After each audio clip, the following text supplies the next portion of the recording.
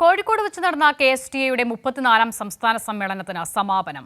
D സുധീഷിനെ പ്രസിഡന്റായും TK ഷാഫിയെ general സെക്രട്ടറിയായും സമ്മേളനം തെരഞ്ഞെടുത്തു. ഉച്ചഭക്ഷണ പദ്ധതിയും പാഠ്യപദ്ധതി പരിഷ്കരണവും കുറ്റമറ്റ രീതിയിൽ നടപ്പിലാക്കാൻ സാധിച്ചെന്ന് പൊതുവിദ്യാഭ്യാസ വകുപ്പ് മന്ത്രി വി ശിവൻകുട്ടി സമ്മേളനത്തിൽ പറഞ്ഞു. ആലപ്പുഴ സ്വദേശിയായ ഡി സുധീഷിനെ പ്രസിഡന്റായും മലപ്പുറം സ്വദേശിയായ TK ഷാഫിയെ ജനറൽ സെക്രട്ടറിയായും കണ്ണൂർ സ്വദേശിനിയായ AK ബീനയെ ട്രഷററായും സമ്മേളനം തെരഞ്ഞെടുത്തു. കേന്ദ്ര അവഗണനക്കെതിരെ പോരാടുക, നവകേരളത്തിനായി അണിചേരുക എന്ന മുദ്രാവാക്യം ഉയർത്തിയായിരുന്നു സംസ്ഥാന സമ്മേളനം ചേർന്നത്.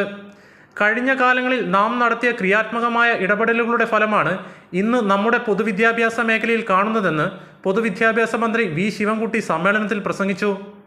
ചരിത്രവും ശാസ്ത്രവും തങ്ങളുടെ രാഷ്ട്രീയ അജണ്ടകൾക്കും മതബോധത്തിനും എതിരാണെങ്കിൽ അവ പാഠപുസ്തകങ്ങളിൽ നിന്ന് ഒഴിവാക്കപ്പെടണമെന്ന നിലപാട് നടപ്പാക്കി കഴിഞ്ഞു. ഇതിൻ്റെ ഭാഗമായി പരിണാമ സിദ്ധാന്തം ഒഴിവാക്കി സാമൂഹ്യശാസ്ത്രത്തിൽ വലിയ തോതിൽ വെട്ടിത്തിരുത്തലുകൾ വരുത്തി അത്തരം ഘട്ടത്തിൽ ഒഴിവാക്കിയ പാഠപുസ്തകങ്ങൾ അച്ചടിച്ച് വിതരണം ചെയ്ത ഏക സംസ്ഥാന ഇന്ത്യയിൽ കേരളമാണ് എന്നുള്ള കാര്യം ഞാനിവിടെ സൂചിപ്പിക്കുകയാണ്.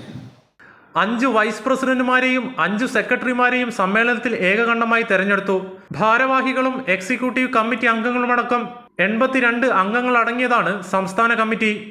കൈരളി ന്യൂസ്, കോഴിക്കോട്.